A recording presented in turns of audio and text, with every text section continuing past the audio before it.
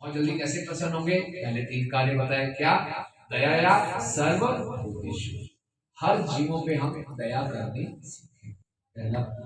दूसरा, संतुष्ट येन केनवा, दूसरों पर दया करें और अपनी जैसे भी स्थिति है उसमें क्या रहे? और तीसरा, सर्व इंद्रिय उपशांति, अपनी स्थितियों को शांत रखें, नियंत्रित रखें, तो क्या हो जाएगा? तुष्यति आशु, है ना, भगवान बहुत जल्दी प्रसन्न।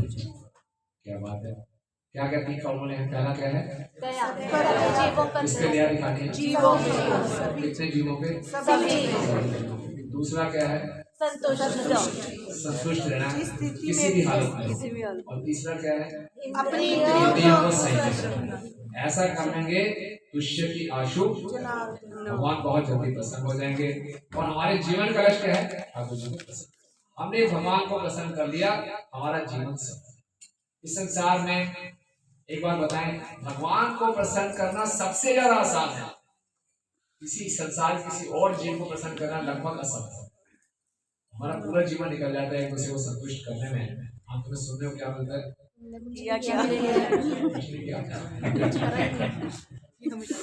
कितना मतलब कि आप देखिए कितना फ्रस्ट्रेशन होता है। लोग आके बोलते हैं तो अपना पूरा जीवन दे दिया, मैंने पढ़ाई लिखाई छोड़ दी, ये सब किया, आपको सुनने को मिला, क्या हुआ? ये तो इस संसार में किसी भी जीव को हम संतुष्ट नहीं कर सकते। साइंस ही नहीं है, एक शाखा दूसरे शाखा को कैसे संतुष्ट कर, एक भिखारी दूसरे भिखारी को कैसे संतुष्ट, एक भिखारी दूसरे भिखारी को क्या बेच देगा? तो फिर भी हम नदियों में एक भिखारी दूसरे भिखारी, लोग दोनों ही भिखारी, दोनों ही खोखले अंदर से, कैसे संतुष्ट? जब तक हम दोनों जड़ से नहीं जुड़े होंगे कैसे होगा? तो इसलिए भगवान को संतुष्ट करना बहुत आसान है। ये 3 तरीके हैं। जब अक्रूर जी को कंस ने भेजा कृष्ण बलराम को लाने के लिए वृंदावन से मथुरा, तो अक्रूर जी यही चिंतन कर रहे थे, क्या कंस का, मैं तो कंस का सेवक हूँ, भगवान मुझे शत्रु के रूप में तो नहीं देखेंगे, भगवान मुझे पहचानेंगे नहीं पहचानेंगे?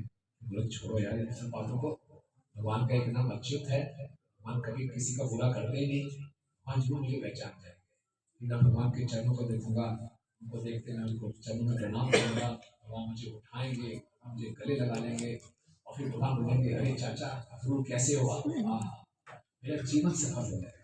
फिर अक्रूर जी कहते हैं, मनुष्य जीवन तब सफल माना जाता है जब भगवान हमें पहचाने, भगवान हमें रिकॉग्नाइज कर ले, तब मनुष्य जीवन सफल है। जहाँ हमें बड़े बड़े अवार्ड मिल जाए, नोबेल प्राइज मिल जाए, भारत रत्न मिल जाए, पद्मश्री मिल जाए, इसकी कोई वैल्यू नहीं है। भगवान हमें पहचान जाए, ये वैल्यू है। भगवान को हम कैसे भगवान में पहचानेंगे? ये 3 कार्य बड़े आसान है। दया सर्वभूतेषु, कैसे हम सब चीजों पे दया करें, ये हम चर्चा करेंगे। कैसे हमेशा परिस्थिति में संतुष्ट रहें, कैसे अपनी इंद्रियों को हम सही करें। पहला, दया सर्वभूतेषु, सब पे दया करें।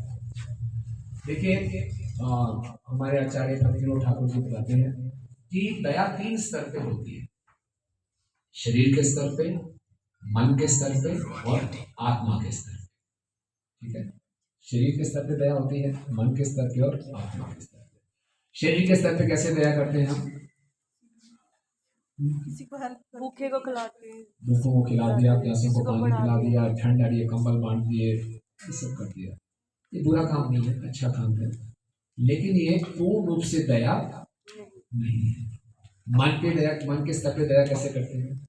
किसी के दुख में, किसी के दुख में किसी को कंसोल करके और उसके लिए प्रार्थना करके, किसी को काउंसलिंग करके, कोई बेचारा मन से परेशान है उसकी बात सुन के उसको दया, ये भी ठीक है, लेकिन पूरा इलाज नहीं है। और असली दया क्या है? आत्मा के साथ। वो क्यों असली दया है? क्योंकि हम आत्मा है, क्योंकि हम जीवन क्योंकि आत्मा भगवान से बिछड़ी हुई है। जैसे आत्मा को भगवान से मिलाते हैं उसकी सारी समस्याओं का समाधान हो जाए। श्रीला प्रभुपाद जी एक बार पूना में गए थे और पूना में वो टाटा से मिले थे। तो टाटा से मिले तो टाटा ने बोला, स्वामी जी आप बहुत बड़े बड़े कार्य कर रहे हैं, लेकिन आप समाज के लिए कुछ नहीं करते, आप हरे कृष्णा करते रहते हो, समाज के लिए कुछ कीजिए ना, तब मैं आपको कुछ डोनेशन दूंगा। तो प्रभुपाद जी ने उनको बहुत सी कहानी सुनाई। वो प्रभुपाद जी ने बोला, टाटा जी एक बहुत अमीर बाप का बेटा है, कुंभ के मेले में बिछुड़ गया, ठीक है ना, मेले में बेटा बिछुड़ गया और बेचारा रो रहा है, ठंड का मौसम है। तो एक व्यक्ति आया, उसने स्वेटर दे दिया उसको, अच्छा किया, स्वेटर डाल दिया, ठंड रुकी उसकी। फिर वो रो रहा है, किसी ने आके खाना खिला दिया, किसी ने स्वेटर दे दिया।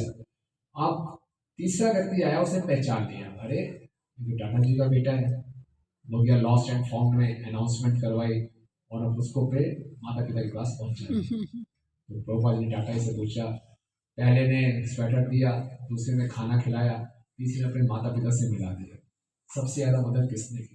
जिसने माता पिता से मिला ये दिया। तो सवाल है, उसी ने की, क्योंकि माता पिता से मिला के वो स्वेटर भी डाल देंगे, खाना भी खिला देंगे। ऑब्वियस है। तो बोले हम यही काम करते हैं, हम भूली भटकी आत्माओं को उनके पिता भगवान से मिलाते हैं। हरि बोल। ये हो जाएगा तो कपड़े भी मिल जाएंगे, खाना भी मिल जाएगा, सब कुछ मिल जाएगा। अब पहले खाना खिला दो, वो करा दो, कैसे संतुष्ट होगा? तो लेकिन अगर आप नेट पे जाएंगे और सर्च करेंगे वेलफेयर टाइप कीजिए, आपको हजारों साइट्स मिल जाएंगी वेलफेयर की। बहुत से लोग एक दूसरे का वेलफेयर कर रहे हैं, भला करने का प्रयास कर रहे हैं। ये हमारे आचार्य बताते हैं, सबसे अच्छा वेलफेयर ये है कि किसी को मृत्यु के भय से बचा दे। आत्मा को मरना क्यों पड़े? आत्मा तो अमर है, लेकिन शरीर में बंद होकर बार बार हमें जन्म लेना पड़ता है, बार बार मरना पड़ता है, बार बार बुढ़ापा का सहन करना पड़ता है। हम ना तो बूढ़ा होना चाहते हैं, ना मरना चाहते हैं, हम हमेशा स्वस्थ रहना चाहते हैं, खुश रहना चाहते हैं, लेकिन संसार हमें खुश रहने नहीं देता। कुछ ना कुछ समस्या लगी रहती है। जितने से अच्छे कपड़े डाल लें, अच्छे से अच्छे खा लें, बढ़िया से बढ़िया गाड़ी में घूम लें, दुखी परेशान ही परेशान है। तो असली जड़ से परेशानियां कैसे खत्म होगी? जब हम भगवान की शरण। ये बात समझने की है, ये असली परोपकार है, ये असली दया है। बहुत सी, जैसे आपको मालूम है, बहुत साल पहले मदर टेरेसा जी थी, उनको नोबेल प्राइज भी दिया गया सर विश्व के द्वारा। वो कैसे दया दिखाती थी, हमको क्रिटिसाइज नहीं कर रहे, लेकिन क्या किया उन्होंने, एक जगह गई, गांव में बहुत भूखमरी थी, अकाल पड़ा हुआ था। तो उन्होंने दया दिखाने का तरीका क्या किया, उन्होंने सबको गाय का मांस खिलाया। बेचारे इतने टाइम से भूखे हैं, अन्न है नहीं, चलो मांस खिला दो, गाय का मांस खिला दो। तो मनुष्य को दया कर दी, गायों की हत्या करा दी। तो दया सर्वभूतेषु हुआ?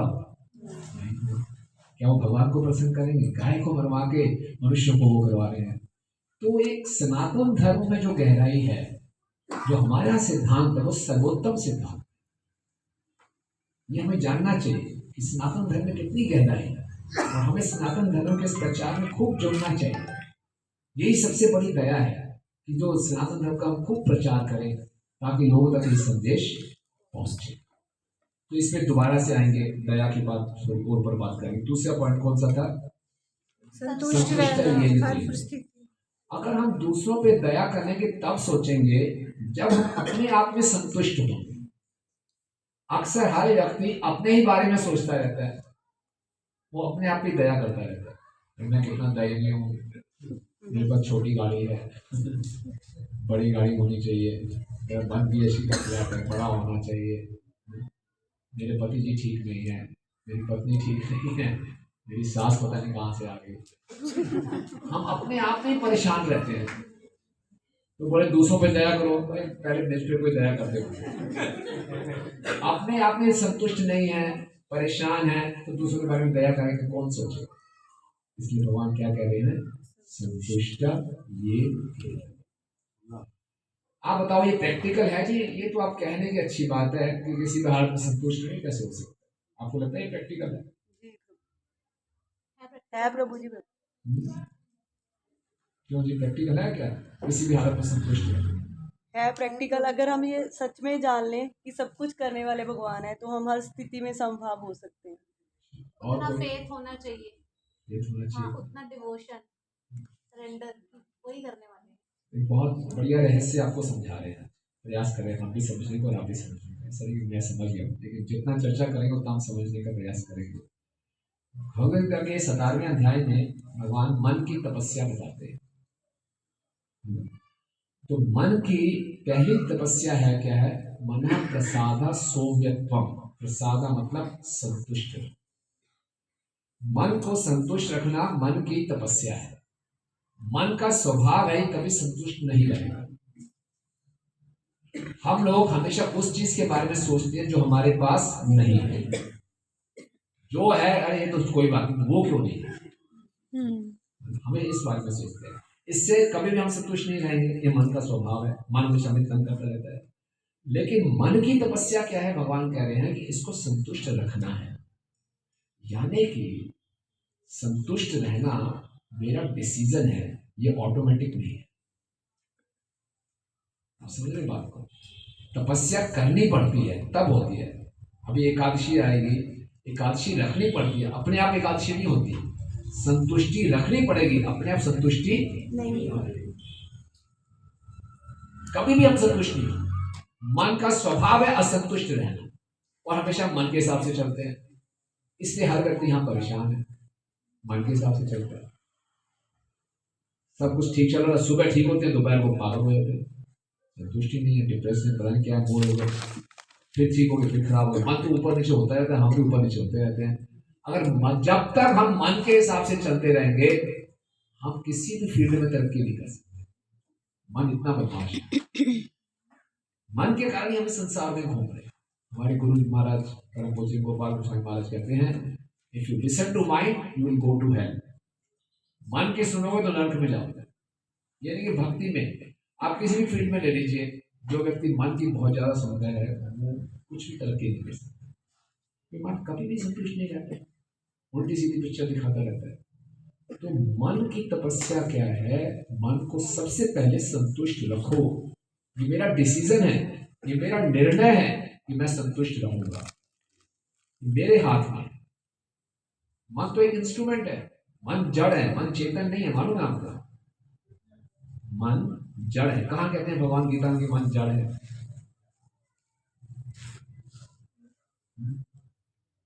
जड़ और चेतन समझते हैं ना?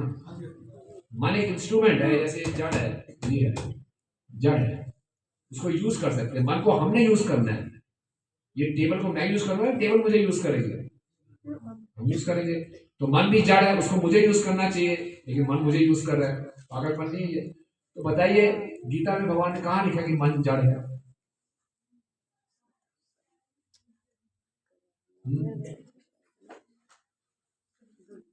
एक दो 7वें अध्याय में लिखा, चलो बोला है।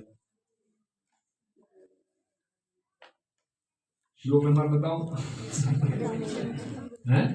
श्लोक आप बताना फिर, ठीक है? 4 नंबर का श्लोक है।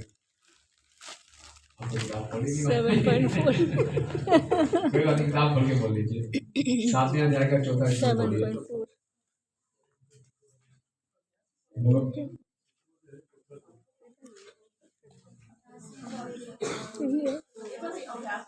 नहीं 7वें अध्याय का 4था श्लोक। भूमिरापो नरो वायो हम मनोबुद्धि रेच आगे अहंकार इत्यम में बिना प्रकृति रिष्टता। भिन्न प्रकृति है। भिन्न प्रकृति क्या है? जड़ प्रकृति है ना? 8 चीजें हैं, भूमि आपो अनल वायु, ये हो गया।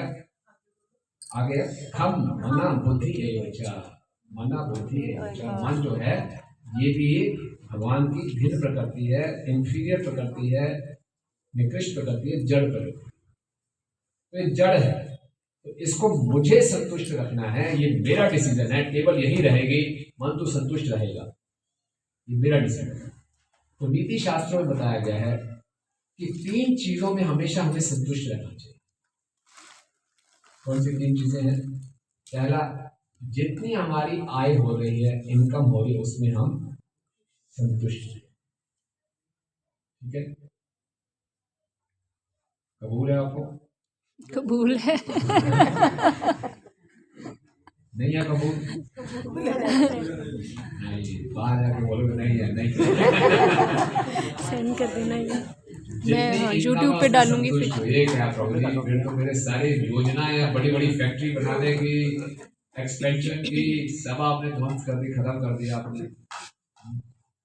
देखिए लालची नहीं होना चाहिए। ऐसा नहीं कह रहे हैं कि हम जितनी इनकम है उसमें संतुष्ट रहने का मतलब ये नहीं कि मेहनत नहीं करनी, मेहनत करो, उसके हिसाब से जितना आ रहा है उसमें हम संतुष्ट, ठीक है ना। लालची नहीं होना, जितना आ रहा है अपना सादा जीवन बिताएं। धन आने में कोई कमी नहीं है, धन को आने दो, उसको भगवान की सेवा में लगाएं। बिजनेस को बढ़ाने में भी कोई दिक्कत नहीं है, लेकिन लालच से ना बढ़ाएं, ठीक है ना। जितना आया है उसमें संतुष्ट। दूसरा, जैसे हमें जीवन साथी मिला है उसमें संतुष्ट। जैसे प्रभु जी मिले, जैसे माता जी मिले, वाइफ हस्बैंड मिले, उसमें हम संतुष्ट। खुश नहीं तो कम से कम संतुष्ट।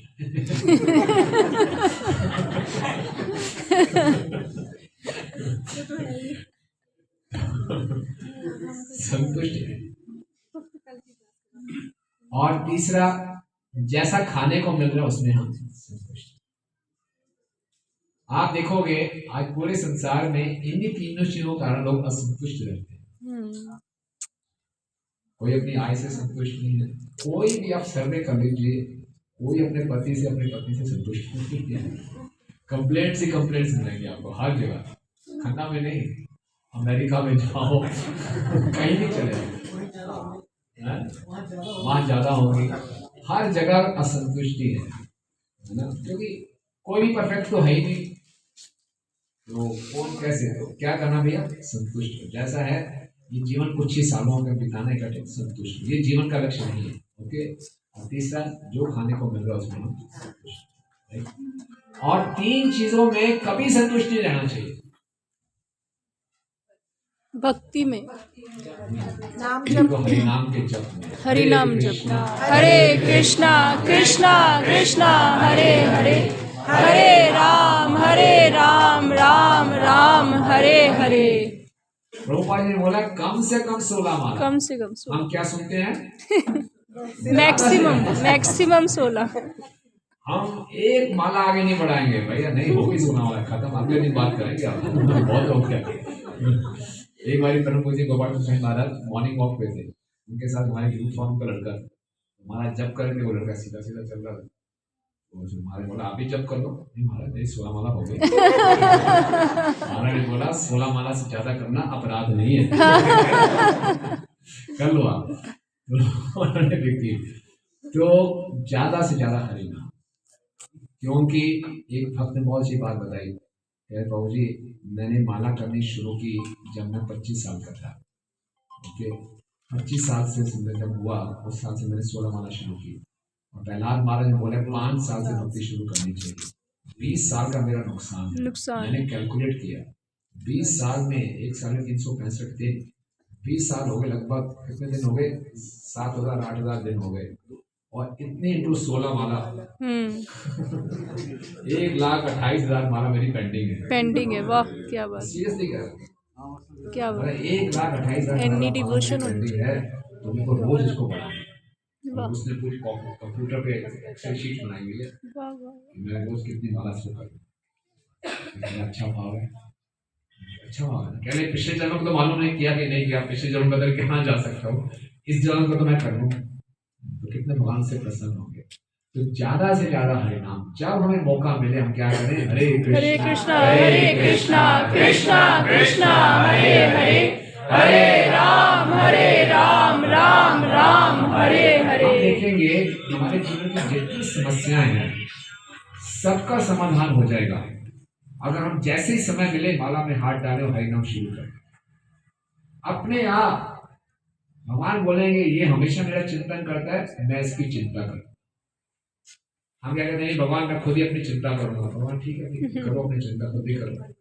हम भगवान का चिंतन करते रहे, भगवान हमारी चिंता जरूर करेंगे। इसीलिए इसमें कभी संतुष्ट नहीं रहना चाहिए कि 16 माला होगी, ज्यादा से ज्यादा हरि नाम। दूसरा, किस चीज में संतुष्ट नहीं रहना चाहिए, सेवा। सेवा के लिए हमें लालची होना चाहिए और सेवा चाहिए। और फिर हरि नाम लेकर क्या मांग रहे हैं, भगवान से सेवा ही मांग रहे हैं। तो सेवा में भागना है, सेवा से नहीं भागना। सेवा भाग भाग के करनी है, लेकिन सेवा से नहीं भागना, ठीक है। उत्साह होकर सेवा करनी है।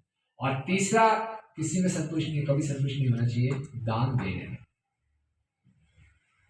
जितना हो सके हम ज़्यादा से ज़्यादा दान दें। जितना अर्थ हम भगवान की सेवा में लगाएंगे उतने हम अनर्थों से बचेंगे।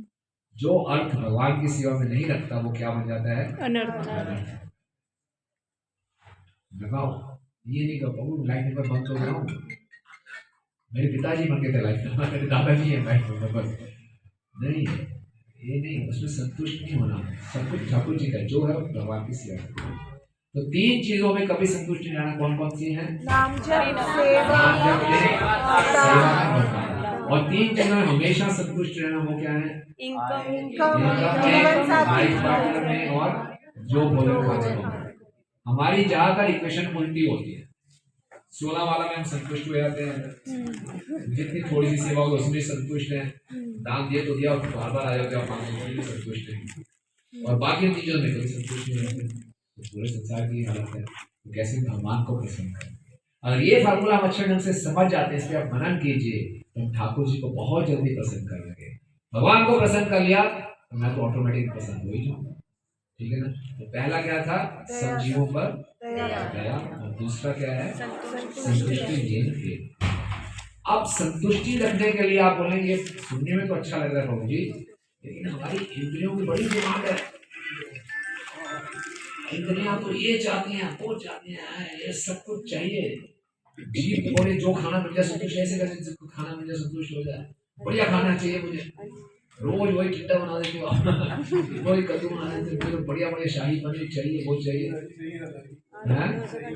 तो आप ऐसे कैसे हो जाएंगे? खाने से कैसे संतुष्ट हो सकता हूँ? मेरी इंद्रियों को ये चाहिए नहीं। संतुष्ट तभी करने में, संतुष्टि प्रैक्टिस करने में तभी आसानी होगी जब हम इंद्रियों को संयम में रखें। इंद्रियों को कैसे संयम में रखें? आसान नहीं है इंद्रियों को संयम में रखना। तो क्या करना है इंद्रियों को संयम में रखने के लिए? भगवान की सेवा में लगाना है। जितना ज्यादा भगवान की सेवा में लगाएंगे, इंद्रियों को हायर टेस्ट मिलेगा। भगवान की सेवा जैसे में इंद्रियों को लगाते हैं, आंखों से भगवान का दर्शन करना आंखों के लिए भगवान का उत्सव है। ये आंखों की सिद्धि है भगवान के दर्शन। इतने सुंदर दर्शन कहीं और होते? सोचिए, कानों से भगवान के नाम को सुनना, भगवान के गुणगान को सुनना। तो जितनी हमारी इंद्रियां हैं उनको भगवान की हम सेवा, घर में भी हम ठाकुर जी रखते हैं, उनकी सेवा खूब बढ़ चढ़ के करें। आप सेंटर में भी आते हैं, खूब भगवान की सेवा करें। आपको अच्छा खाने की इच्छा है, भगवान को अच्छा अच्छा भोग लगाएं। भोग लगा के सबको बांट के उसके बाद जो खाते हैं उसमें सबसे ज़्यादा आनंद आता है। आप लोग अपने अनुभव से बताइए। अभी प्रोग्राम खत्म होगा, प्रसाद बांटा जाएगा। एक व्यक्ति जी मैं बहुत देर होगी, बहुत भूख लगी, सबसे पहले मैं प्रसाद पाऊंगा, और एक दूसरे भक्त नहीं, मैं सबको बांट के पाऊंगा। किसको ज़्यादा आनंद आएगा? और जब तक आपने बांटा आपका फ्रूट क्रीम खत्म हो गया तब ओके ना, फ्रूट क्रीम खत्म हो जाती है तो फिर तब भी पहले वाले को ज्यादा आनंद आएगा कि लास्ट वाले को ज्यादा आनंद आएगा? क्यों भाई ऐसा क्यों? फ्रूट उसने पूरी प्लेट होगी खाई, उसको मिली, तब भी आनंद किसको ज्यादा आया? सेवा कर। ये अपने उदाहरण से हम सीख सकते हैं, अपने एक्सपीरियंस से हम सीख सकते हैं। तो इंद्रियां को बड़ी आसानी से हम कंट्रोल कर सकते हैं अगर इनको हम भगवान की सेवा में लगा देता। श्रील प्रभुपाद जी ने इतना सुंदर पैकेज दिया है कि तीनों कार्य करना बड़ा आसान है। तो अब दया कैसे दिखाएं? तो प्रभुपाद जी बताते हैं कि दया दिखाने का सबसे अच्छा तरीका है प्रचार, और प्रचार करने का सबसे प्रभावशाली तरीका है पुस्तक लेखन। सबसे आसान, हमें बहुत ज्यादा आता भी नहीं है। भगवान ने अपना सारा ज्ञान, प्रभुपाद जी अपना सारा ज्ञान पुस्तकों में दिया। इसको बड़े उत्साह से हम बांटे, ये सबसे बड़ी दया है, सबसे बड़ी दया है। भगवान श्री कृष्ण और बलराम वृंदावन में गाय चराने जाते हैं, जब तो रास्ते में बड़े सुंदर सुंदर पेड़ देखते हैं, तो भगवान पेड़ों को देखकर बड़े प्रसन्न होते हैं और पेड़ों का गुणगान करते हैं। हमें एक बहुत सुंदर संदेश देते हैं। भगवान कहते हैं, एतावन जन्म साफल्यम देहि नाम देहीशु प्राणे अर्थे धिया वाचा श्रेयस आचरणम सदा। बोले अगर आप अपने जन्म को सफल बनाना चाहते हैं तो क्या करना है?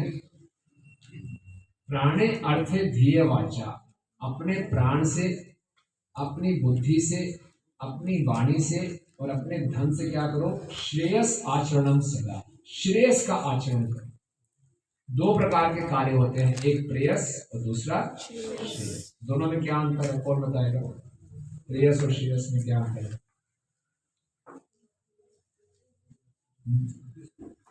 आप सब पुराने भक्त हैं, कुछ दीक्षित भक्त भी नहीं होते, बताएं प्रेयस और श्रेयस में क्या अंतर है? श्रेयस अपनी satisfaction के लिए जो करते हैं।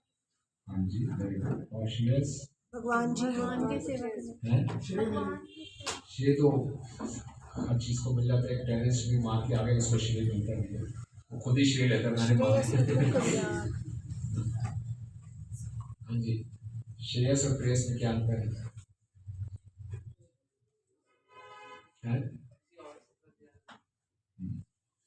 श्रेयस है जो आत्मा के लिए हितकारी है, प्रेयस है जो शरीर और मन के लिए अच्छा लगता है, जो तुरंत हमें संतुष्ट करे, हमारी इंद्र तृप्ति करे, हमारा मनोरंजन करे, वो प्रेयस है। जो आत्मा के लिए हितकारी है वो है श्रेयस। तो भगवान क्या कह रहे हैं? जिस प्रकार से पेड़ों का पूरा जीवन दूसरों के परोपकार के लिए है, उसी प्रकार से मनुष्य जीवन में हमें अपने प्राण, अपनी वाणी, अपनी बुद्धि और अपना धन क्या लगाना चाहिए? श्रेयस। श्रेयस क्या है? आत्मा के लिए। सेवा। भगवान की सेवा सबसे सर्वोत्तम सेवा क्या है? भगवान के संदेश को कहाँ लिखा है शास्त्रों में कि भगवान की सबसे अच्छी सेवा भगवान के संदेश को बांटना है? कविता में लिखा है, कहाँ लिखा है? वेरी गुड, और वेरी नाइस, कौन से श्लोक में लिखा है? 63। Very good. या इदं परमं घोयं मद भक्तेषु विकास्यते भक्तिमयी परां कृपा मां विशेषसि असंशय। 18.68 68 नंबर का श्लोक कि जो मेरा ये परम गुह्य ज्ञान दूसरों को देता है वो मेरी प्रेमा भक्ति को प्राप्त करेगा और अंत में निश्चित रूप से वो मेरे पास आएगा। और अगले श्लोक में क्या बोलते हैं? ना च तस्मात् मनुष्येषु कश्चित् मे प्रियकृतः, उससे ज्यादा मुझे प्रिय ना तो कभी कोई हुआ है ना कभी कोई होगा। हम ठाकुर जी के सबसे प्रिय भक्त कैसे बन सकते हैं? तो भगवान ने संदेश दिया उसको हम बांटने का प्रयास करें। और ये जीवों के ऊपर सबसे बड़ी दया है, सबसे बड़ी दया है, क्योंकि उनको मालूम चल जाएगा भगवद्गीता में सारा ज्ञान दिया गया है। उनको पता चल जाएगा कि भगवान ही मेरे असली पिता है और मेरे जीवन का लक्ष्य क्या है? भगवान को प्रसन्न करना, भगवान की सेवा करना। आप में से कितने लोगों के जीवन में बहुत पॉजिटिव चेंजेस आए हैं जब से आप भक्ति में जुड़े? आए हैं ना? आप में से कितने लोग ऐसा चाहेंगे कि दूसरे आपके पड़ोसी, आपके मित्र, खन्ना के जितने लोग हैं उनके जीवन में भी ये पॉजिटिव चेंज आए? कई लोग सोच रहे हैं आना चाहिए, नहीं आना चाहिए। आना चाहिए ना। इसीलिए खूब प्रचार करना है, इसी से ही लोगों में सुख शांति का हम फैला सकते हैं। प्रभुपाद जी के गुरु महाराज भक्ति सिद्धांत सरस्वती ठाकुर महाराज कहते हैं अगर हम प्रचार नहीं करते तो ये सबसे बड़ी हिंसा है, सबसे बड़ी हिंसा है। क्यों ऐसा क्यों कहते हैं वो? क्योंकि दूसरे जीवों का कल्याण नहीं होगा तो वो दुखी वो रहेंगे, तो घूमते ही रहेंगे। वो बेचारे जन्म के चक्कर में घूमते ही रहेंगे। ये सबसे बड़ी हिंसा है। हमारे हमको कोई बीमारी है और हमें उसका इलाज मालूम चल गया और हम देखते हैं हमारे पड़ोसी को भी ये बीमारी है, तो कहा कि हमें उसको दवाई नहीं बतानी चाहिए? या फिर भागवत में उदाहरण आता है एक अंधा व्यक्ति सड़क पार कर रहा है और उसको गड्ढे में गिरने वाला है, तो क्या एक सज्जन व्यक्ति देख रहा है वो गड्ढे में गिरने वाला है तो उसको बचाना नहीं चाहिए? जाना चाहिए। तो इस संसार में सारे लोग आध्यात्मिक दृष्टि से अंधे हैं। हमें प्रभुपाद जी की कृपा से कुछ ज्ञान प्राप्त हो गया तो हमें सबकी मदद करनी चाहिए। और जब हम दूसरों की मदद करते हैं, ज्ञान को बांटते हैं, तो वास्तव में हम अपनी मदद कर रहे हैं। हम भगवान के बहुत प्रिय बन रहे हैं, हम किसी पे एहसान नहीं कर रहे। ये हमारे पे बहुत बड़ी कृपा हो रही है कि हमें ये मौका मिलता है इतनी सुंदर सेवा करने का। बहुत से ऐसे उदाहरण हैं भक्तों के जीवन में कि उन्होंने पुस्तकें बांटी और उनके जीवन में बहुत जबरदस्त। अभी मैं जलंधर से आ रहा हूँ, तो जलंधर में क्या हुआ, एक भक्त है प्रबोध नाम है उनका, वो काम करते थे जहाँ पे अलमारियाँ ठीक की जाती है ना, गोदरेज की अलमारी होती है ना, वो रिपेयर के लिए आती थी, उस शॉप में वो काम करते थे, छोटा सा काम था उनका। एक अपनी अपनी अलमारी छोड़ के चले गए उसको ठीक करना, तो ताला वाला तोड़ा, सब ठीक किया, तो अंदर उसको प्रभुपाद की 3 किताबें मिली। एक किताब थी आत्म साक्षात्कार का विज्ञान, एक थी भगवत गीता, और तीसरी से एक किताब दैनिक है जन्म मृत्यु से परे। 3 किताबें मिली, 3 किताबें उसने उठा के रखी। वो तो ऐसी अलमारी बंदी पड़ी थी काफी टाइम से, वो ठीक करने मिली, उसको 3 किताबें मिल गई। जब 3 किताबें मिली, कुछ समय के बाद अपने घर में ले आया किताबें, और फिर उसने सबसे पहले पढ़ी आत्म साक्षात्कार का विज्ञान। जैसे ही वो पुस्तक पढ़ी, उसकी तो आंखें खुल गई, बोले मैं क्या कर रहा हूँ। कहते हैं मैं रोज, मेरी तनख्वाह थी 15,000 रुपये, 5,000 रुपये में नशे में गवाता था, हर महीने में 5,000 रुपये में नशे में गवाता था। ये कहते हैं बात है 2006 की। बोले जब से मैंने किताब पढ़ी मेरा नशा बंद हो गया। मुझे मालूम चल रही तो बहुत बड़ा पाप है, पहले मैं पैसे कमाने के लिए मेहनत करूं, फिर वो जो पैसा मेहनत से कमाया उससे पाप करूंगा, और बड़ी मूर्खता है मेरी। तो बोला अब देखो 2006 से 16 साल से मैंने 5,000 रुपये महीने के हिसाब से इतनी ज्यादा सेविंग कर ली, कितना फायदा हो गया मुझे उस किताब से। अब सुना नहीं आपने ध्यान से, लगता है सबका ध्यान यहाँ चला गया। प्रसाद मिलेगा सब ठीक है, हो गया, बैठिए। क्या कहा हमने, कितना खर्चा करता था वो नशे में? 5,000 रुपया। और कितनी सेविंग कर ली उसने? 15,000 कमाता, सेविंग कर ली कितनी, लाखों ही लाख कर लिया प्रभु जी 16 साल में। 15,000 कमाता था, 5,000 नशे में खर्च करता था। 16 साल से उसने बंद कर दिया नशा करना। बोला देखो कितनी सेविंग कर ली किताब से, कितनी हो गई सेविंग? 16 साल में 5,000 रुपये महीने के हिसाब से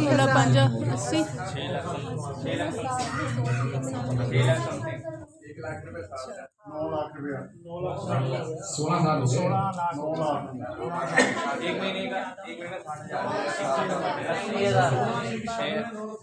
9 लाख 60,000। एक फ्री की किताब ने उनका लगभग 10 लाख बचा दिया। ये है 2,60,000 ये हो गया। उसके बाद उसकी सेहत खराब होती है, उसमें दवाइयों में लगा तो वो अलग और बाद में जाके नरकों में सजा मिलती है वो अलग। आप देखिए वो इतने खुश थे,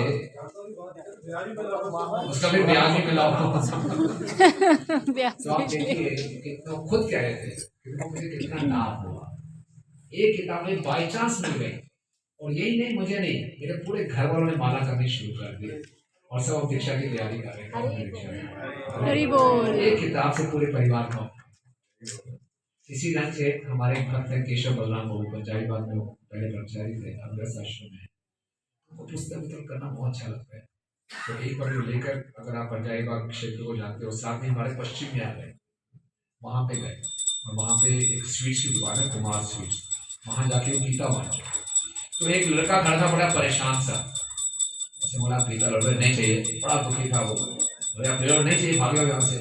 पता नहीं परमात्मा ने अंदर से केशव बलराम जी को बताया कि ये व्यक्ति बहुत दुखी है, इसको गीता जरूर चाहिए। उन्होंने क्या किया, अपना विजिटिंग कार्ड निकाला, गीता दी, बोला आप इसको रखिए, कोई बात नहीं, आप चिंता मत करो, कभी मेरी जरूरत पड़े मुझसे बात करना। छोड़ के आ गए, उसमें पैसे भी नहीं थे, छोड़ के आ गए। बंदा परेशान था एकदम, चला गया। ये सुबह लगभग 12 बजे की बात है। शाम को उसी व्यक्ति का फोन आता है, बोले आप मुझे मिले थे ना कुमार स्वीट्स? बोले हाँ। बोले हाँ, आपका बहुत बहुत धन्यवाद। लड़के ने रोना शुरू कर दिया। बोले सुबह तो गालियाँ दे रहे थे मुझे, बड़े गुस्से में थे, अब क्या हो गया? कहता आप नहीं जानते, मैं एक बहुत ही गरीब परिवार से हूँ, मैंने इंजीनियरिंग की हुई है, मेरे माता पिता ने एजुकेशन लोन लिया था, मेरी कहीं नौकरी नहीं लग रही थी, मैं इतना परेशान था, मैं सोचा था मैं क्या करूँ, एक तो लोन देना है, माता पिता गरीब हैं, नौकरी लग नहीं रही। मैं सोचा था एक ही उपाय है, आत्महत्या कर। मैं आत्महत्या की प्लानिंग कर रहा था, आप बीच में आए थे, कुछ सोचा, फिर बीच में आ गए। जब आप नाम लेकर गए, मैं कहा देखते हो, जैसे मेरी किताब पढ़ी, मुझे पता नहीं अंदर से क्या इंस्पिरेशन मिला, मेरी आशा मुझे दोबारा से जागृत हो गई कि मुझे पाप नहीं करना चाहिए, मुझे आत्महत्या नहीं करनी चाहिए। आपने मेरी बहुत बड़ी जान बचा दिया था, बहुत बहुत हरि बोल। कितनी बड़ी बात है। पिछले ही दिसंबर में एक और बात हुई, हमारे भक्त हैं मंदिर में जो लोग आते हैं उनको गीता बांटते हैं। एक व्यक्ति आया, बोला नहीं एक नहीं, मुझे कम से कम 4 पेटियां दो। पेटियां। अब क्यों इतना उत्साह क्यों? बोले शायद आपने नहीं पहचाना, क्योंकि सामने हमारे कुछ पोस्टर लगे हुए थे, उसमें हमारे कुछ भक्तों की फोटो। बोले इनको देखा है? हमारे भक्तों दिखाई। बोले हाँ। बोले ये हमारे मेरे को मिलने आए थे। बोले कहाँ? बिहार जेल में। ओ बिहार जेल में मिलने हाँ आए थे। जेल जो है। मैं कैदी था, मुझे फ्री में गीता बांटी थी, मेरे पास टाइम था जेल में, पूरी गीता पढ़ी। मैं जेल में बैठ के जब पढ़ना शुरू कर दिया, वाह। मैं वेट कर रहा था मैं बाहर निकलूं, मैं ये गीता सबको बांटूं। मेरे जीवन में इतना बड़ा चेंज आया, मैं सबको ये गीता बांटूं। ठीक है? तो ये जो हम पुस्तकें बांटते हैं, ये वास्तव में दया है, वास्तव में दया है। और सबसे ज्यादा इसमें सबका लाभ है, मेरा भी लाभ है, जिसके पास पुस्तक रहेगी उसका भी लाभ है, और हम इसको भगवान को प्रसन्न करते हैं। तो करना क्या है हमको? बस उत्साह दिखाना है, और उत्साह से हमें पुस्तकें बांटनी है। पिछले साल कितनी पुस्तकें बांटी थी प्रभु जी आपने? पिछले साल मंदिर में की 14। आपको लगता है सफिशिएंट है? कितनी पॉपुलेशन है खन्ना मंदिर करते?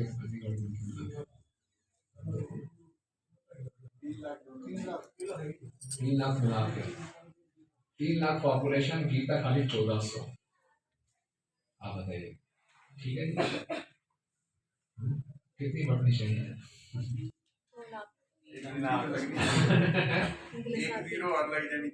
कम से कम कितने परिवार होंगे? 3 लाख पॉपुलेशन, परिवार कितने होंगे? कितने परिवार होंगे? 60,000 फैमिलीज है ना, तो कम से कम हर परिवार में गीता जानी चाहिए, कम से कम गीता तो जानी चाहिए। 60,000 गीता तो बढ़नी चाहिए। आपको पता है 60,000 एक साल में बांटना है कि 2 साल में या 3 साल में? कितने साल में बांटनी 60,000 गीता? 1 साल। 1 साल में? कितना करवाएंगे रोज? आपने टारगेट सेटिंग किया है सर? इस साल टारगेट सेटिंग किया है? तो आप बताइए भक्त लोग, आप लोगों का उत्साह। एक मिनट, हरे कृष्ण, कोई बात नहीं, चर्चा बाद में कर दो कितने परिवार हैं। तो आप बताइए कितनी हमें बांटनी चाहिए, कितनी दया दिखानी चाहिए? ज़्यादा से ज़्यादा। मैक्सिमम कितनी?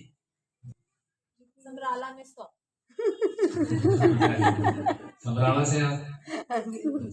तो समराला तो खन्ना से बाहर होगा ना, तो उसकी पॉपुलेशन भी ऐड करो।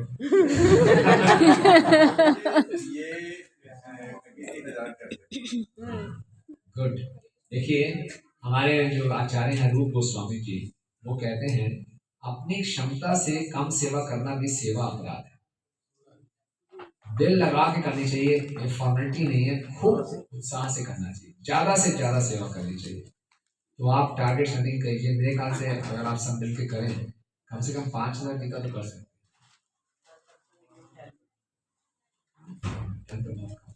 क्यों कर जी 5,000 कर सकते हैं कि नहीं कर सकते?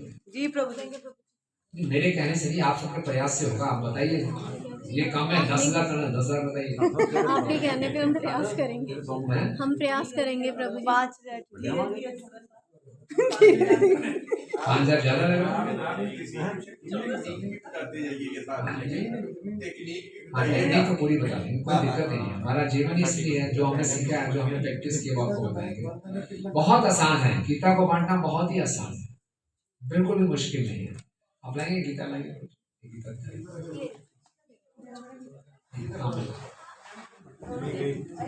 देखिए प्रभुपाद जी बताते हैं दूसरी भगवान का चित्र। दूसरी दो नहीं ये चित्र नहीं बने हुए ना थे। अच्छा कवर्ड है ना, वो खराब सी। आपको मालूम है कि प्रभुपाद जी ने इन पुस्तकों को लिखने के लिए कितनी मेहनत की है।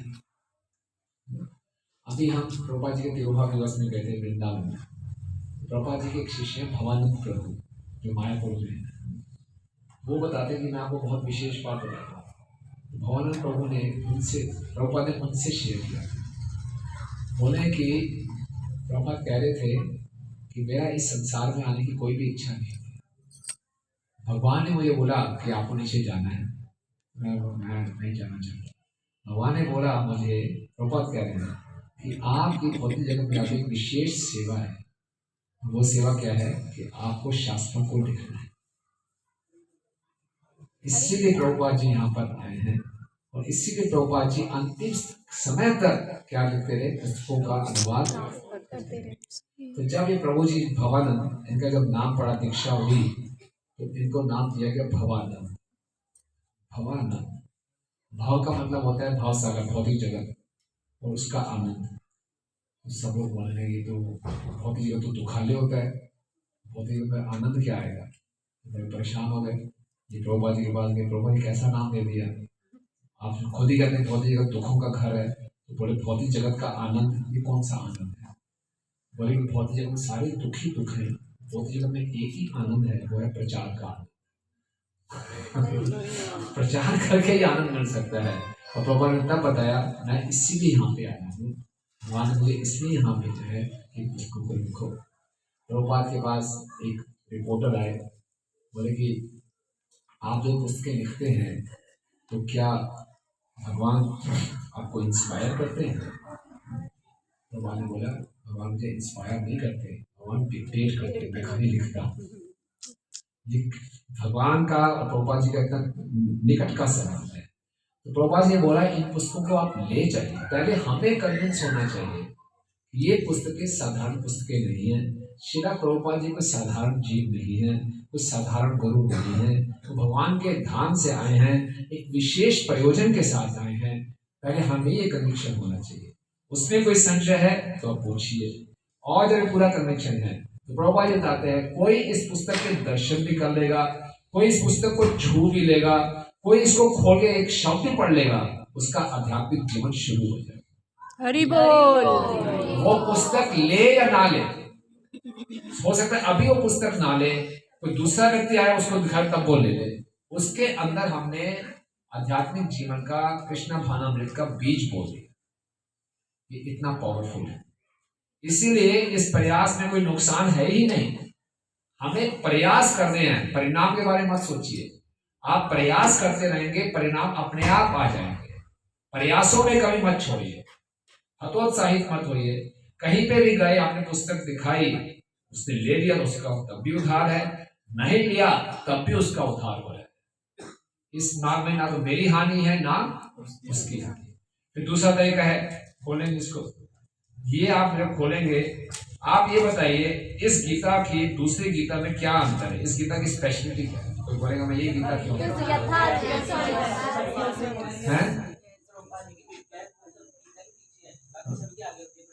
अच्छा सही बात है, हर ऑथर अपने आप को प्रोजेक्ट करना चाहता है, प्रभुपाद अपने पीछे पीछे। चलो, और इस गीता और दूसरी गीता में क्या अंतर है? एक एक करके, एक एक। यथारूप, यथारूप क्यों है? कैसे प्रूव करेंगे आप यथारूप है? इसमें जो है ना, लिखने वाले ने अपने विचार नहीं लिखे हैं। कैसे समझाएंगे किसी को? भगवान ऐसे ही श्री भगवान उवाचा। और कहीं पर भी ये मेंशन नहीं है कि अकॉर्डिंग गुरु टू परंपरा दिखाएंगे। Very good. भूमिका के अंतिम पेज में आप दिखाइए, ये है गुरु परंपरा, पेज नंबर 30 पे। ये यथारूप गुरु परंपरा के माध्यम से प्राप्त हो रहा है। ये कोई सार गीता नहीं है। किसी भी गीता से पूरे विश्व में क्रांति नहीं आई। आज इस गीता का अनुवाद चाइनीज भाषा में भी हो रहा है, हो चुका है।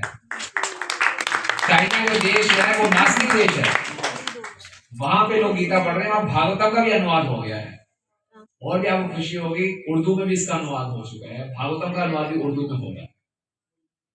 विश्व की 80 से ज्यादा भाषाओं में गीता का ट्रांसलेशन हो गया है। आप सोचिए कितने गर्व की बात है, पूरे विश्व में लोग उसको पढ़ रहे हैं, उनका जीवन बदल रहा है। क्यों? ये यथारूप है, भगवान की वाणी गुरु परंपरा से प्राप्त है। और इस गीता की क्या विशेषता है? ये गीता ना एक भगत के द्वारा लिखी गई है, किसी स्वामी के द्वारा नहीं लिखी गई। हाँ, ये भगवान के शुद्ध भक्तों के द्वारा लिखी गई है। Very good. और इसकी क्या विशेषता है? बस खत्म।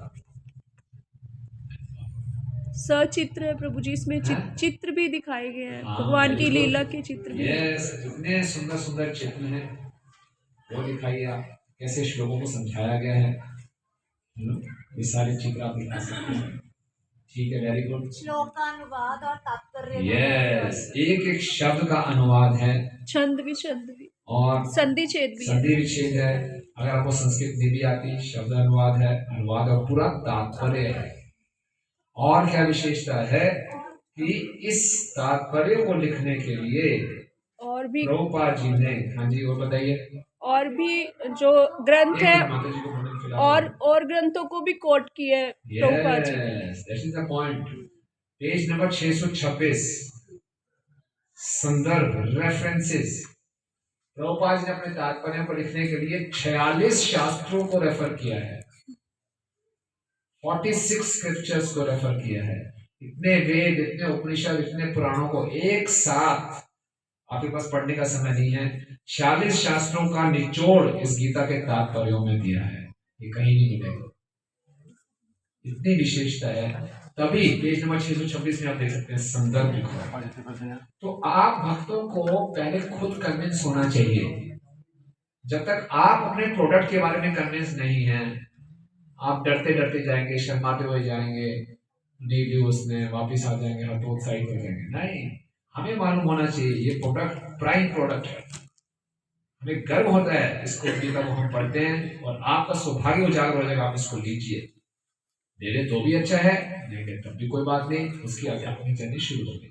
और चैनल से हम क्या कर सकते हैं, हम चाहे जो लोग जिनकी कोई फैक्ट्रीज हैं, जो अपना काम धंधा करते हैं, उनको बोलें कि आप नए ईयर में इसको गिफ्ट के रूप में बांट सकते हैं, अपने कस्टमर्स को दे सकते हैं। उनका नाम यहाँ पे हम स्क्रीन प्रिंट करा सकते हैं, विद 10 स्पीशीज फ्रॉम, उनका नाम आ जाएगा जैसे हम दिखाई। ये सब करते हैं आप, देखिए इसमें कभी 10 कॉम्प्लीमेंट्स फ्रॉम, ये अपना मेडिकल इंजीनियर से उन्होंने नाम लिखे, बस। इससे बहुत गीता हमारी स्पॉन्सर होती है, बहुत गीता लोग बांटते हैं। खुद बांट दीजिए या आपका नाम छपवा के हम बांटेंगे। हम लोग कहाँ कहाँ बांटते हैं, जेल में बांटते हैं, जैसे मैंने पता सुनी जेल की, हॉस्पिटल्स में, स्कूल्स में बांटते हैं। जो लोग अफोर्ड नहीं कर सकते उनको देते हैं। हर साल गोवर्धन में लोग इकट्ठे होते हैं परिक्रमा के लिए, तो गोवर्धन की पूजा में या उससे पहले भी आते हैं। गुरु पूर्णिमा में लोग आते हैं बहुत भारी संख्या में, तो वहाँ फ्री बांटते हैं। गांव गांव में गीता पहुंचेगी। जनवरी में माघ मेला होता है प्रयागराज में, वहाँ गांव गांव से लोग आते हैं, उनको हम बांटते हैं।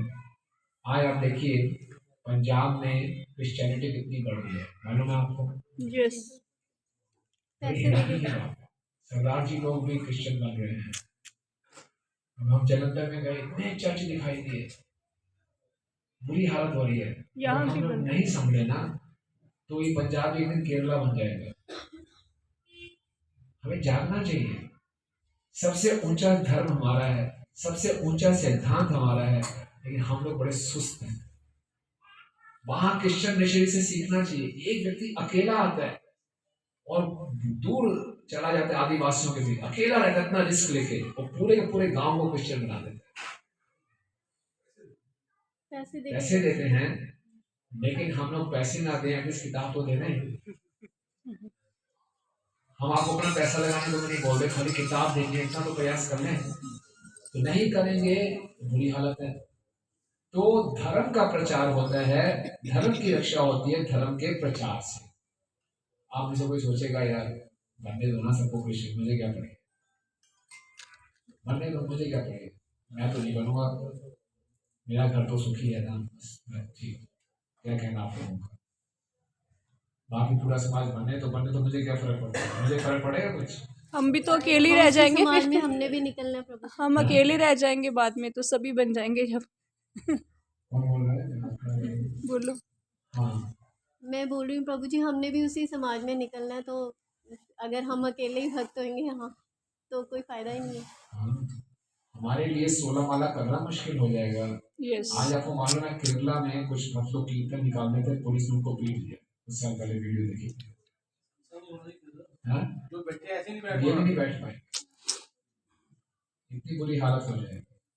इसलिए हमें अगर धर्म को बचाना है तो धर्म का प्रचार करना चाहिए।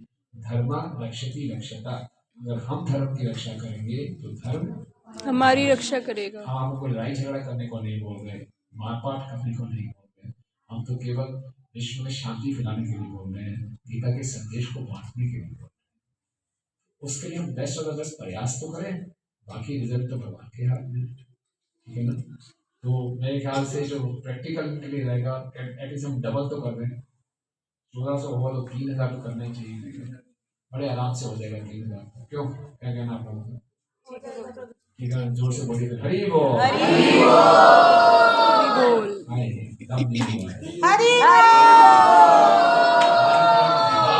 बोलिए हरे कृष्णा कृष्णा कृष्णा हरे हरे, हरे राम राम राम हरे हरे। क्या देख रहा हूँ, आधा हाथ खड़ा किया हुआ है, कुछ लोग बहुत धीरे से बोल रहे हैं, मुझे पता थोड़ी चलेगा, मैं जोर से नहीं बोल रहा है ना। ये हम सबकी मेंटलिटी है, ग्रुप में हो रहा है कर दो, 3000 कीर्तन मैं 10-12 कर दूं मेरा काम हो जाएगा, नहीं। संकीर्तन का मतलब है सम्यक रूपेण कीर्तन, हर किसी को अपना बेस्ट और बेस्ट प्रयास करना है। आप देखिए क्या आवाज आएगी, हर कोई अपना बेस्ट और बेस्ट करके हरे कृष्णा बोलेगा, देखो क्या आवाज आएगी, हरे कृष्णा कृष्णा कृष्णा हरे हरे, हरे राम राम राम हरे हरे। होगा, कुछ भी नहीं है। इस ढंग से अपना बेस्ट प्रयास देना है तो हम निश्चित रूप से भगवान को पसंद कर पाएंगे। तो कौन से 3 तरीके हम चर्चा किए थे भगवान को पसंद करने के लिए? पहला दया सर्व भूतेषु, दूसरा संतुष्ट येन केन वा, तीसरा सर्वेंद्रिय शांति। क्या होगा? तुष्यति आशु जनार्दन। तो दया करने का तरीका बताया प्रचार, और प्रचार का तरीका वितरण। संतुष्टि के लिए हमने क्या बताया, संतुष्ट कैसे रह सकते हैं? इंद्रियों को कंट्रोल में। संतुष्ट रहना एक मेरा डिसीजन है, मन की तपस्या है। मन हमेशा हमें असंतुष्ट रखेगा, उसको संतुष्ट कहना नहीं, शट अप, संतुष्ट हो जाओ। किन 3 चीजों में हमेशा संतुष्ट रहना चाहिए? इनकम से, जैसी फैमिली मिली है उसमें संतुष्ट रहना चाहिए।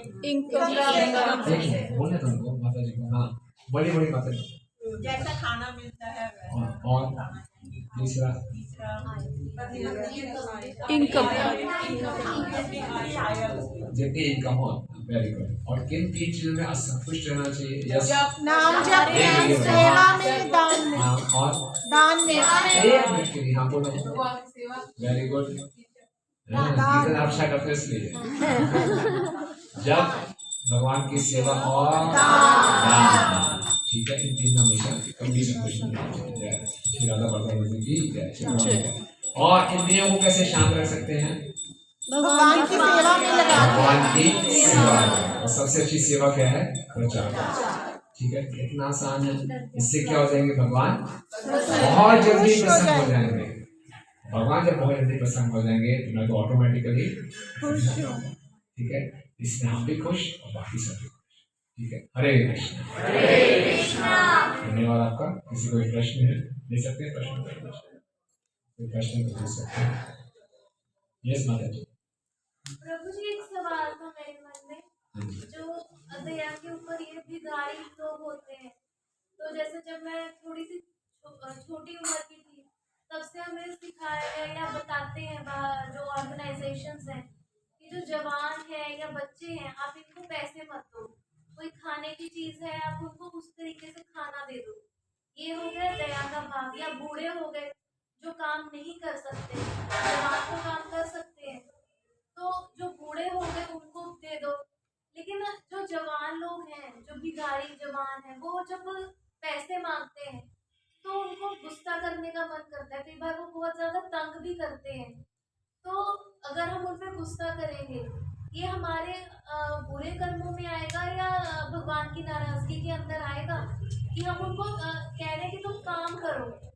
यस, बहुत अच्छा प्रश्न है आपका, प्रैक्टिकल क्वेश्चन है। तो देखिए, हमने बोला कि दया आत्मा के स्तर पे करनी चाहिए। इसका मतलब ये नहीं है कि किसी के शारीरिक या किसी के मानसिक दुखों को देखें तो हम उस पर दया ही ना करें, हम कठोर हृदय के हो जाए। तो कोई हमसे भीख मांगने आया है, चाहे वो जवान है या बूढ़ा है, वो भीख मांग रहा है। देखिए, अगर हम उसको पैसे देते हैं, उस पैसे से वो सिगरेट पीता है, शराब पीता है, उसका रिएक्शन हमें मिलेगा, रिएक्शन जरूर मिलेगा। तो हमें क्या करना चाहिए? उसको हमें प्रसाद देना चाहिए, भगवान का प्रसाद देना चाहिए। उससे हरे कृष्णा बुलवाना चाहिए और उसको कुछ प्रसाद देना चाहिए।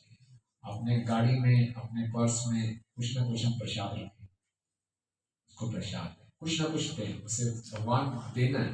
कोई हमसे मांगने आया है, बहुत अच्छा हमारे पास मौका है कि उसको हम भगवान दे दें प्रसाद के रूप में, उससे बुलवा लें हरे कृष्ण। कई लोग वो इतने दुर्भाग्यशाली होते हैं कि उनको प्रसाद देते हैं, वो लेते नहीं प्रसाद, बोले पैसे दो। यस, वो जिद करते हैं, कहते हैं जिद करते हैं, बोले पैसे दो। फिर हम बोल सकते हैं हरे कृष्ण, मैं आपको ये दूंगा, आप लेना चाहो तो ले, फिर हमारा दोष नहीं है। इसीलिए हमेशा अपने पास कुछ प्रसाद जरूर रखें, ठीक है ना। और कुछ हमारे वरिष्ठ भक्त ऐसा बताते हैं कि कोई आपसे भीख मांगने आया और आपके पास प्रसाद नहीं है, तो क्या करें? तब आप अपने आप पे फाइन लगाइए, तब आप उसको पैसे दीजिए। पैसे देना फाइन नहीं है, उसका जो कर्म का रिएक्शन मिलेगा वो फाइन है, ताकि अगली बारी आप भूलो मत। कोई आपसे मांगने आया, आपने पैसे भी नहीं दिए, प्रसाद भी नहीं दिए, अगली बार फिर ये गलती होगी। एक बार आप पैसे दे दोगे तो बड़े बड़ा गलत काम कर दिया मैंने, इसका तो मुझे रिएक्शन मिलेगा, अगली बार मैं सावधान हो जाऊंगा। गाड़ी में क्या है, अपने पर्स में हमेशा प्रसाद रखो, रिएक्शन तो मिलेगा ही आपको। लेकिन वो नहीं देते हैं कुछ, तो क्या हो जाएगा? हमारा हृदय कठोर हो जाएगा, मानने दो इसको, दुखी दुखी रहने दो, मैं तो आत्मा में सर पे दया करूंगा, ये भी ठीक नहीं है, समझे बात को? हमारा हृदय कठोर हो जाता है। तो कोई हमसे मांगने आया, उसको कुछ ना कुछ देना है। क्या देना? भगवान की कृपा देनी है। कृपा हम नहीं दे पा रहे तो अपने आप को दंड देना है, भुगतो आप, कर्मों को फल भुगतो आप, ताकि अगली बारी हम ये गलती ना करें। ठीक है, ये पूरा पिक्चर होता है। प्रभु जी, क्या हम उस वक्त चीज खरीद कर दे सकते हैं, जैसे हाँ खाने जी, की उस समय चीज खरीद के भगवान को भोग लगा, महामंत्र बोल कर? हाँ, कुछ भी मानसिक भोग लगा दीजिए इसको। और कोई प्रश्न है? कोई बात नहीं, इसको हरि बोल बोलो तो दोबारा से सावधान रहिए। क्योंकि मेरी तो एक जिज्ञासा ही है कि हमारे को ये तो पता चल गया कि ज्ञान क्या है, हम आत्मा है, भगवान से जुड़े हुए हैं इतने करोड़ों सालों से, तो विज्ञान का क्या मतलब है? एक मिनट, हरि बोल। प्रभु जी शांत हो जाओ, सब इंद्रियों शांत हो जाओ। हाँ, क्वेश्चन पूछ लीजिए, आप ही बोलो। हाँ, पहले माता जी का, फिर आप। तो माता जी पूछ रही है, ज्ञान तो पता चल गया कि हम शरीर नहीं, आत्मा है, भगवान के अंश है।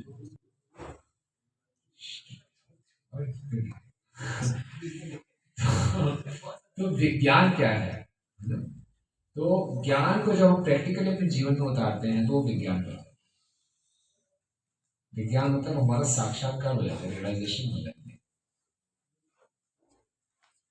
जब ज्ञान को अपने जीवन में उतारते हैं वो विज्ञान।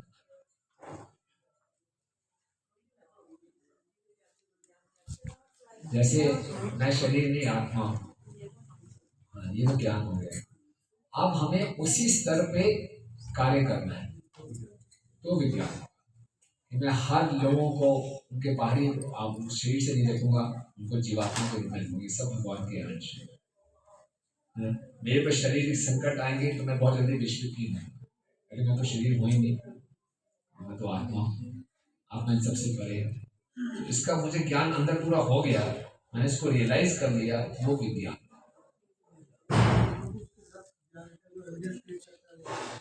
एविडेंस पूरा रियलाइजेशन हो गया, कन्विक्शन हो गया तो विज्ञान। तो मैंने खुद इसको रियलाइज कर लिया। जैसे विज्ञान तो प्रैक्टिकल दिखा देता है। हाँ, वैसे मैं खुद उसको मैंने रियलाइज कर लिया, वास्तव में मैं शरीर नहीं हूँ। जैसे प्रभुपाद जी ने मालूम था अंत समय में उनको शरीर में इतने कष्ट थे, तभी वो भागवत ट्रांसलेट कर, क्योंकि उनको मालूम था मैं शरीर नहीं हूँ, आत्मा का कर्तव्य पूरा कर।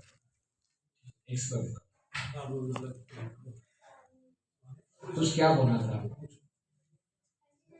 जी ने हमको बताया था कि कलयुग अभी क्रोध होने वाला है कि प्रचार करके पत्थर मारे जाएंगे, तो वो पहले वाले आशीर्वाद रहेंगे, तो हमको जल्दी से प्रचार बढ़ाना पड़ेगा कि और भी ज्यादा वो बढ़ाना पड़ेगा हमको, ताकि वो कलयुग में अपने बहुत ज्यादा मुझे शुरू हो। ये चिंता व्यक्त करें, इसका बहुत चिंता है। ये चिंता व्यक्त करें। आप बात सुने समझे नहीं? यस प्रभु जी। प्रभु जी ने बताया था कि प्रचार करने वालों को पत्थर मारे जा रहे हैं। मैंने भी बताया केरला में पुलिस ने पिटाई की है। प्रचार नहीं बढ़ाएंगे तो सारी हरकतें और बढ़ती जाएंगी। हम सबको प्रचार बढ़ाना चाहिए। क्या नाम हुआ आपका? Very good. अक्षय प्रभु की ये चिंता होनी चाहिए हम सब। Very good. और कोई?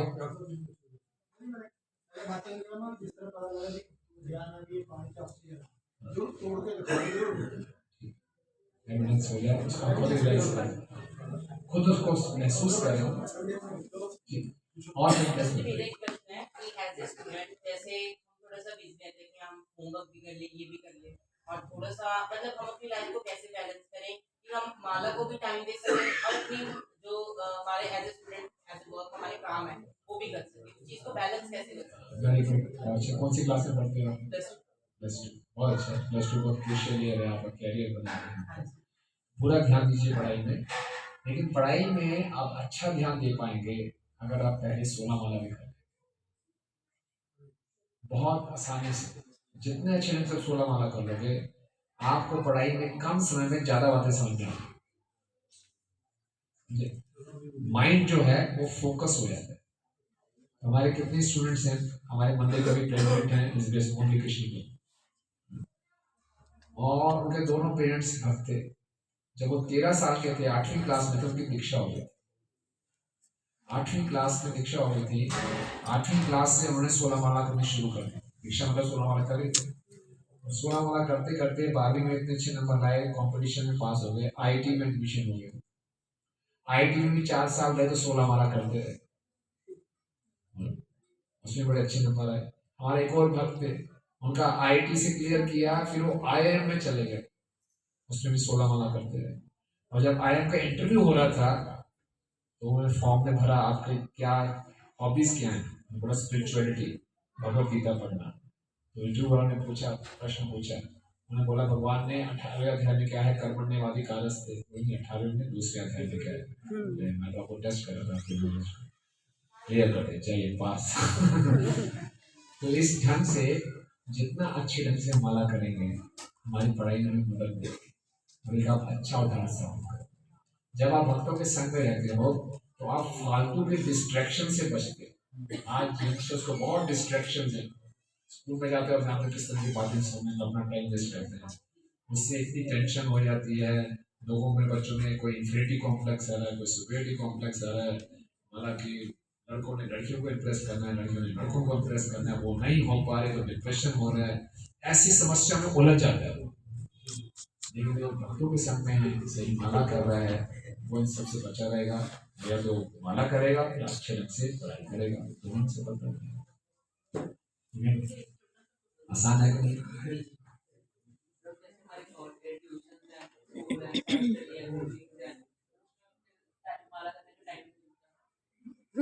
माला करने का टाइम प्रभु जी नहीं, कोई ऐसा नहीं है। आप ट्यूशन भी करो, कोचिंग भी करो, सेल्फ स्टडी भी करो, स्कूल भी जाओ, आप हैरान हो जाओगे। जब आप माला करते हो ना, 24 घंटे में 48 घंटे का काम कर लेंगे। हाँ ऐसे करो, कोई दिक्कत नहीं, ऐसे करो, कोई बात नहीं। ये आप बहुत अच्छा कर रहे हो, ऐसे नहीं 4 करके करो, बहुत अच्छा, बहुत अच्छा कर रहे हो। यस, और कोई? प्रभु जी जैसे हम यहाँ पे आ गए, घर में रखे हुए हैं हमने, फिर उनको विश्राम देने भी बंद करके, जैसे हम यहाँ पे आ गए तो हम करके भी ना आए, वहाँ पे ना आती हुई, फिर वहाँ पे विश्राम कराए। देखिए, जब हम मंदिर में आते हैं, सेंटर में आते हैं, सेवा करते हैं, श्रवण करते हैं, कीर्तन करते हैं, तो ये बहुत प्रिय सेवा है। तो आपको मालूम मेरा शेड्यूल ये है, दिन में कम से कम कोई एक आरती कर लेनी चाहिए। आपको मालूम है रात को बिजी होकर शेड्यूल में कोई आरती कर लेना है और उसमें बेनिफिशियन करा के आना, कोई दोबारा जाके भगवान को भोग लगाने की आवश्यकता नहीं है। आपने यहाँ सेवा कर ली, वो सेवा काउंट करो, वो उनकी सेवा है, ठीक है। आप कोई माला कर सकते हो, माला करने का कोई नियम है। और कुछ प्रभु जी, हम पुस्तक वितरण को कैसे प्रभावशाली ढंग से कर सकते हैं? बहुत अच्छा प्रश्न है। पुस्तक वितरण को कैसे प्रभावशाली तरीके से कर सकते हैं? माता जी लोग आपस में बात मत करें प्लीज। हाँ, प्रश्न पूछ लीजिए, कोई दिक्कत नहीं है, प्रश्न पर हम यहाँ पे हैं आपकी सेवा के लिए। तो माता जी का इतना अच्छा प्रश्न है, जब कोई व्यक्ति प्रश्न पूछता है उसमें सबका उद्धार होता है, सबको सीखने को मिलता है। 3 लोगों का उद्धार होता है, किस इसका? जब कोई प्रश्न पूछता है तो पूछने वाले का, बताने वाले का, सुनने वाले का। तो आप चाहते हैं सुनने वाले का उद्धार ना हो, सबका उद्धार। तो इतना अच्छा प्रश्न है, इन्होंने सोचना शुरू कर दिया कि पुस्तक वितरण को प्रभावशाली कैसे बनाया जाए, क्या करें।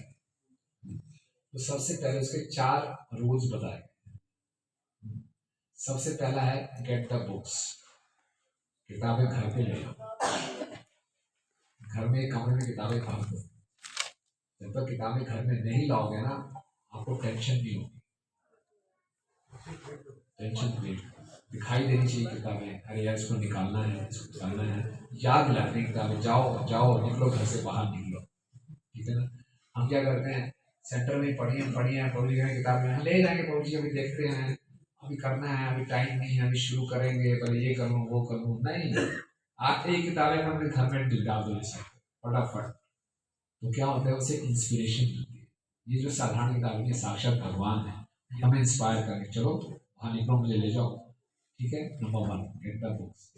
दूसरा है कि more you show more you sell, जाओ लोग जाके दिखाओ, वो ले या ना ले, हरे कृष्ण बड़े खुशी खुशी दिखाओ, खोल उसे हाथ में पकड़ा दो, हाथ में पकड़ा दिया, पुष्प खिला दिया, दिखा दिया, काफी चांसेस है निकल जाए। नहीं भी निकली उसका उद्धार तो हो गया, उसने गीता पकड़ ली, उसने कुछ पढ़ लिया, कुछ देख लिया।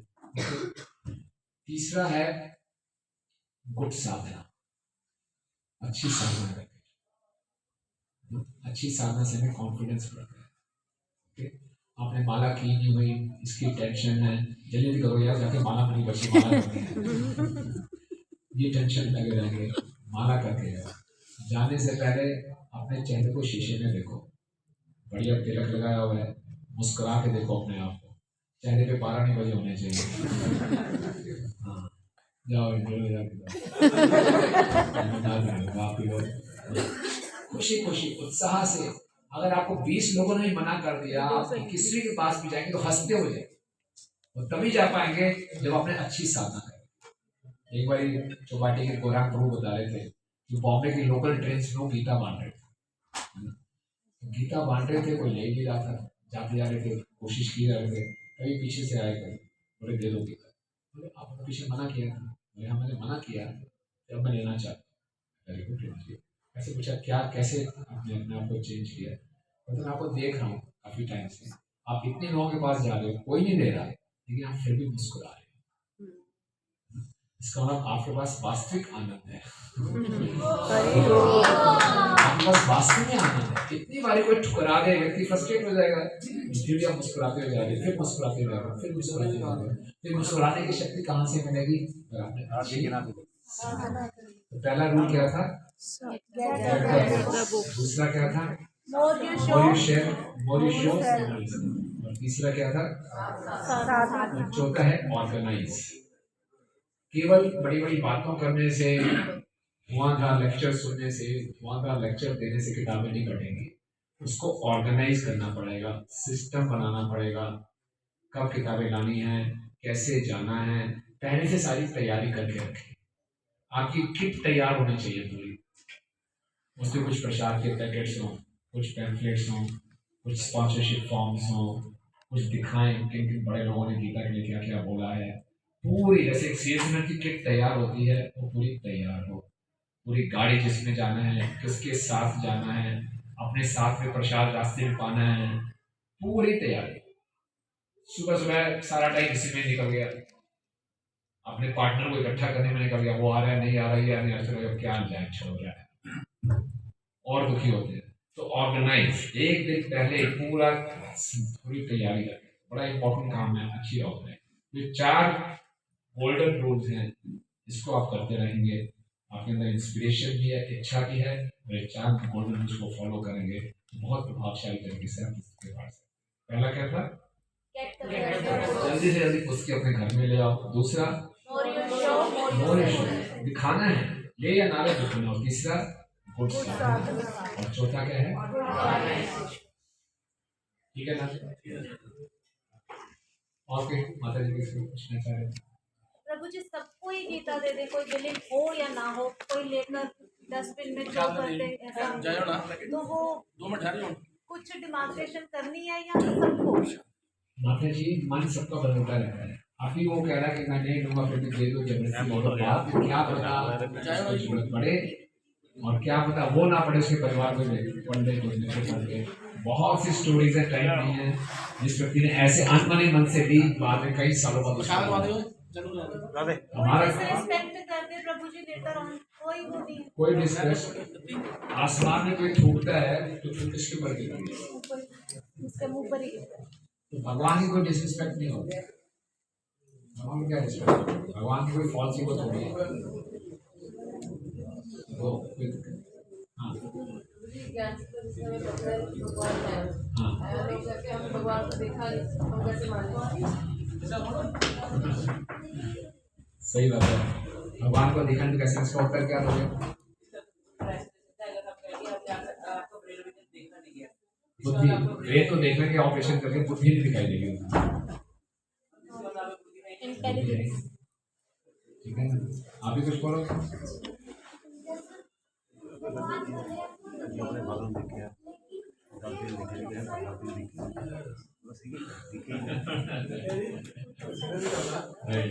ठीक है, और अभी कुछ